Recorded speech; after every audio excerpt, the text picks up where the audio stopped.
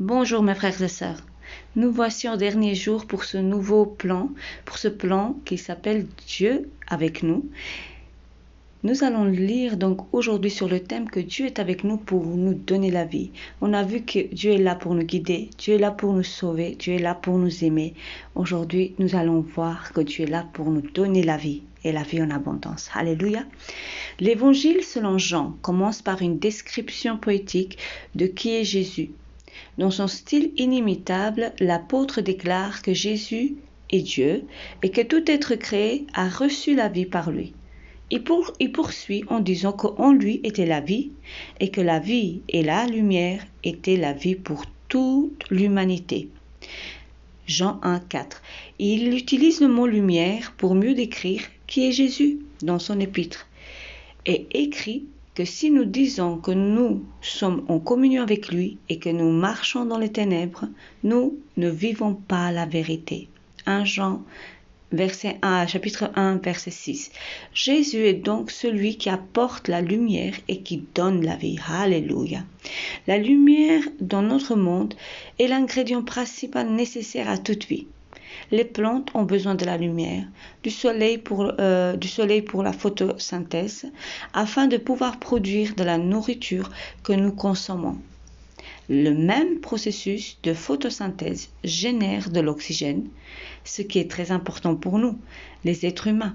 Sans lumière, la Terre serait un endroit humide et sombre, complètement dépourvu de vie. Alléluia. La lumière et la vie vont ensemble dans le monde naturel, à plus forte raison dans le monde spirituel. Jésus a apporté la lumière à un monde désespérément sombre et a changé des millions de vies. Il ne nous a pas seulement insufflé la vie à la naissance, ce qui nous a fait vivre, mais il nous apporte une nouvelle vie lorsque nous naissons de nouveau par Jésus. Il est venu pour changer le cœur des gens, renouveler leur esprit et transformer leur vie. Le fait d'avoir Dieu avec nous doit faire en sorte que notre vie soit différente de celle que nous menions lorsque nous ne le connaissions pas. Nous avons tous entendu le vieux proverbe qui dit « La preuve du pudding vient en le mangeant ». Moi, c'est la première fois que j'entends ce proverbe. De même, la preuve de la présence de Dieu avec nous à tout moment et dans la façon dont nos vies se présentent à un monde qui nous regarde. Si le Christ vit en nous et nous en lui, nos vies ne devraient-elles pas être une démonstration viable de qui il est et de ce qu'il est?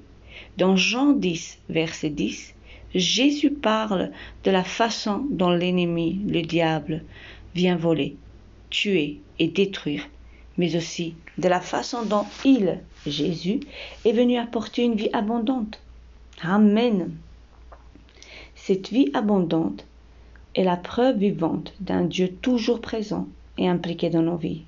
Une vie abondante n'est pas nécessairement une vie remplie de richesses, de succès ou de l'influence. C'est une vie qui trouve la paix au milieu de turbulences, la joie dans les revers et le but au milieu de la douleur. C'est une vie qui portera le parfum du Christ afin que quiconque nous rencontre la voie d'abord, amen, et nous voit ensuite. C'est une vie qui suscitera des questions et ouvrira la porte à des conversations plus profondes à propos d'une vie fondée sur la foi. C'est une vie qui aura un but au-delà de notre vie et qui aura un impact sur les générations à venir. Amen.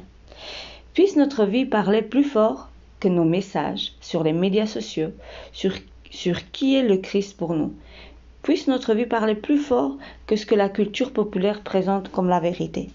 Puisse notre vie parler plus fort que les mensonges avec lesquels l'ennemi a confondu notre génération. Notre vie est peut-être la seule Bible que quiconque puisse lire. Alors la façon dont nous vivons est importante, indépendamment de ce que nous faisons ou de l'endroit où nous nous trouvons. Que cette période de l'Avent nous permet de demander à Dieu de nous insuffler une vie nouvelle, afin qu'au moment où nous entrons dans une nouvelle année, nous soyons rafraîchis et restaurés pour prendre un nouveau départ. Amen. Occuper un nouveau territoire, conquérir des géants et diffuser le parfum de Christ à quiconque nous rencontrerons, même si ce n'est que pour une minute. Amen. Amen. Amen, Seigneur.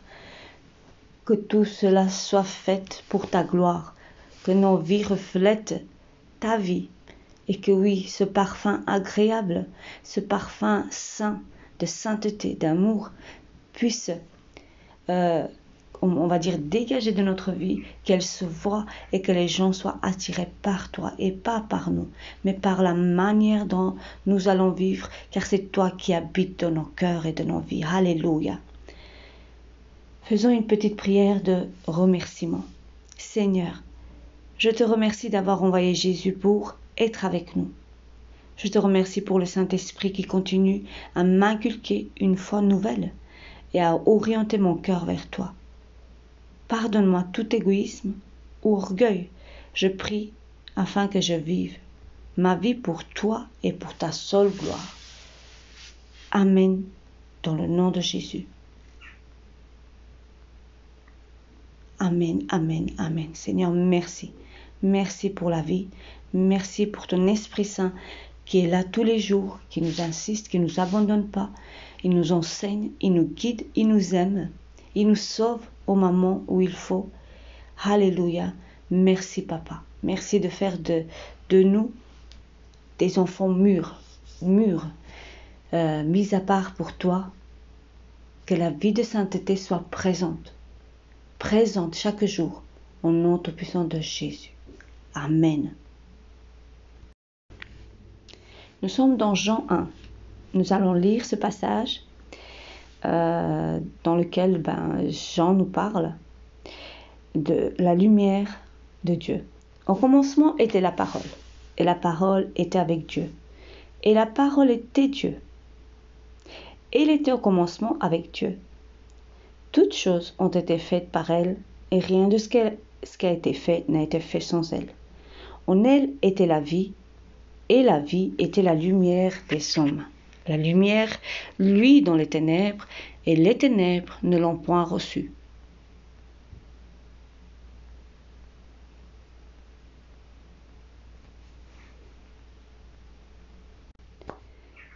Il y a eu un homme envoyé de Dieu, son nom était Jean. Il vient pour servir de témoin, pour rendre témoignage à la lumière, afin que tous crussent par lui. Il n'était pas la lumière, mais il parut pour rendre témoignage à la lumière. Cette lumière était la véritable lumière, qui, en venant dans le monde, éclaire tout homme. Elle était dans le monde, et le monde a été fait par elle, et le monde ne l'a point connue. Elle est venue chez les siens, et les siens ne l'ont point reçue. Mais à tous ceux qui l'ont reçue, à ceux qui croient en son nom, elle a donné le pouvoir de devenir enfants de Dieu. Pouvoir de donner enfants de Dieu. Avant cela, nous n'étions pas enfants de Dieu. Avant d'accepter Jésus dans notre vie, nous sommes que des créatures. Nous sommes que des créatures. La Bible dit quelque part que l'homme sans l'esprit de Dieu est comme un animal. Parce que les animaux n'ont pas un esprit. Ils ont une âme qui peut ressentir tristesse, joie, mais ils n'ont pas un esprit. L'esprit qui va renaître par la repentance de nos péchés, en acceptant Jésus comme son sauveur et son Seigneur, qui croit qu'il est le Fils de Dieu, envoyé par Dieu, qu'il est sorti de Dieu pour venir au milieu de nous, dans un corps humain, pour nous parler de la bonne nouvelle, cette personne-là devient enfant de Dieu.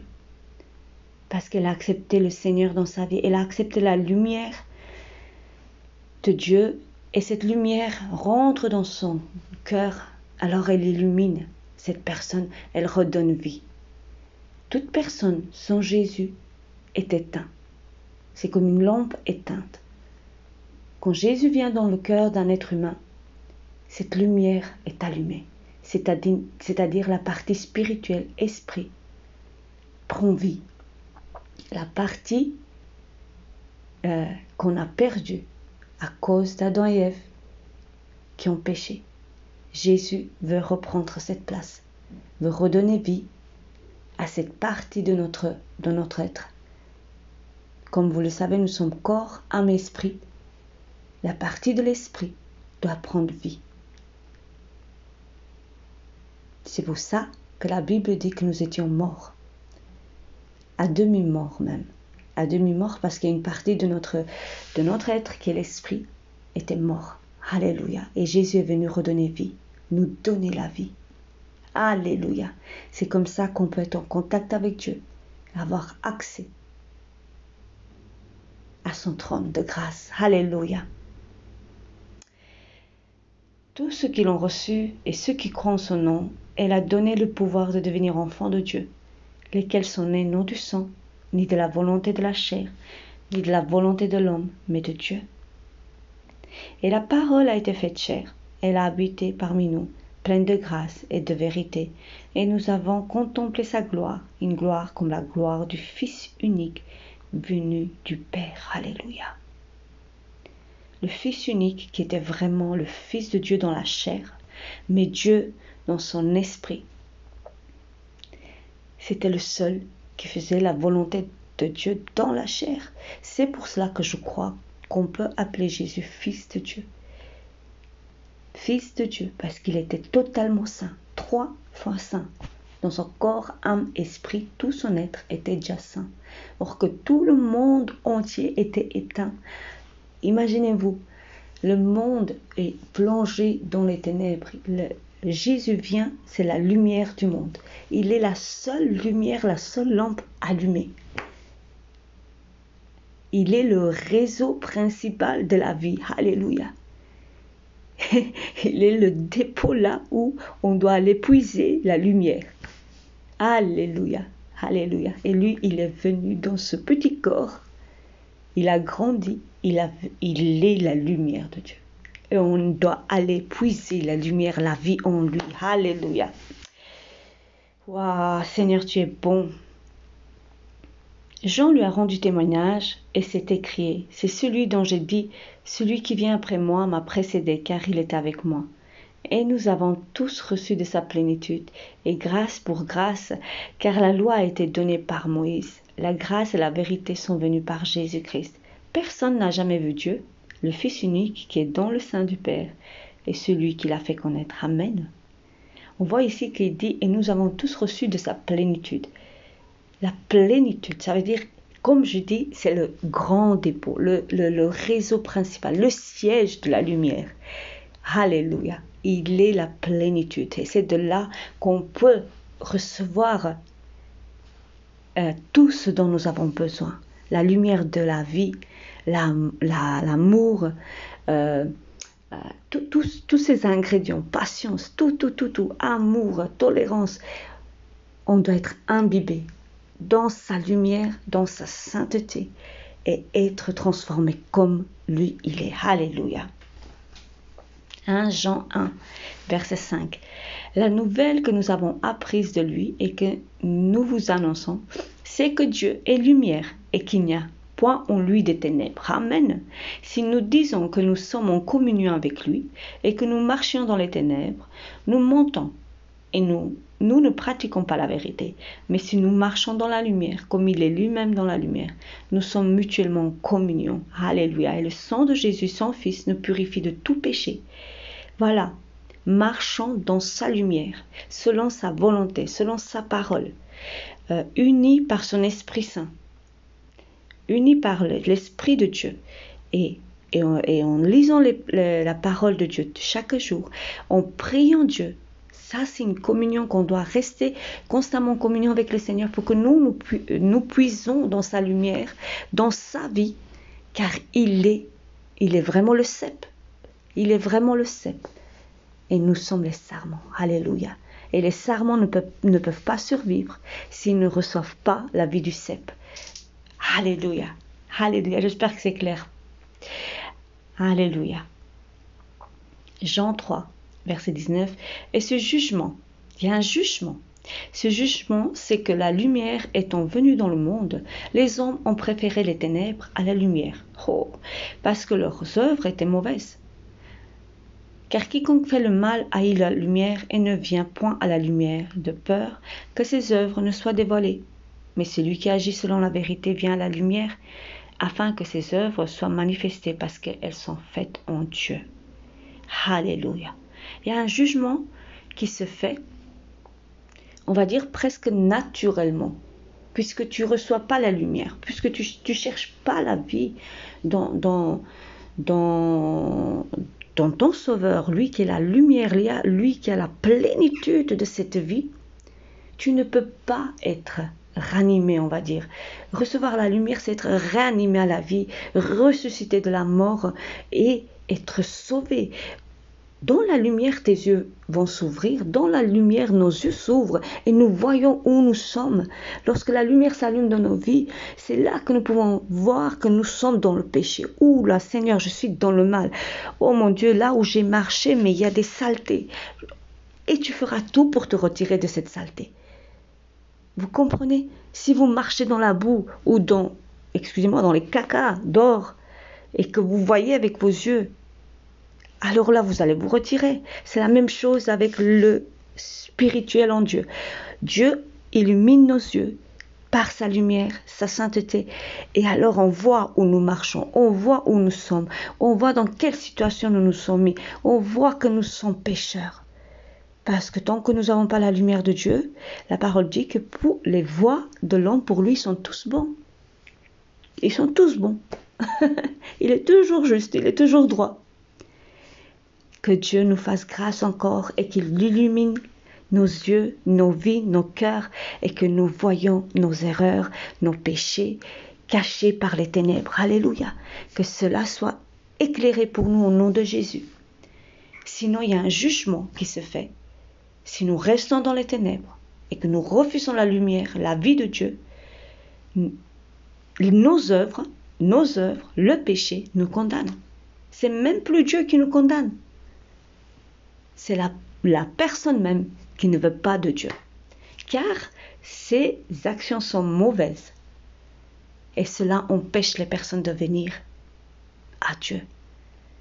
Beaucoup de gens disent « Oh, mais moi j'ai trop péché, je ne viens pas. » Parce qu'en quelque part, ils sont conscients que Dieu est saint. Et les péchés nous font honte. Mais Dieu nous a tellement aimés qu'il a envoyé son Fils unique. Et Dieu te veut comme tu es. Dieu veut que tu viennes à lui comme tu es, avec la boue dans laquelle tu as marché, dans les cacas que tu as marché, avec les odeurs sales, les odeurs dégoûtantes qu'il y a peut-être sur la personne. Dieu dit, viens. Le sang de Jésus purifie de tout péché. Il va te laver. Il va te doucher bien. Il va te purifier par le sang de Jésus. Et tu auras un parfum agréable. Un parfum, le même parfum qui est sur Jésus. Alléluia. Moi, je désire sentir comme Jésus. Qu'il y a ce parfum qui se dégage de ma vie. Je le veux, Seigneur. Remplis-moi. Remplis-moi. Lave-moi. Purifie ma vie. Par ton sang. Déverse ce parfum sur moi. Déverse ce parfum sur moi. Alléluia. Et sur mes frères et sœurs. Sur tous ceux qui vont écouter cette vidéo. Dans le désir et l'assurance qu'ils peuvent venir tels qu'ils sont. Car ils ne pourront jamais se laver eux-mêmes de leurs péchés. On peut faire toutes les bonnes œuvres qu'on veut pour se rattraper, pour se racheter. Parce que je sais qu'à un moment donné, les gens veulent se rattraper tellement qu'ils auront fait le mal. Ils auront peut-être tué des gens, violé des femmes. Dieu seul sait qu'est-ce que l'être humain fait dans les ténèbres.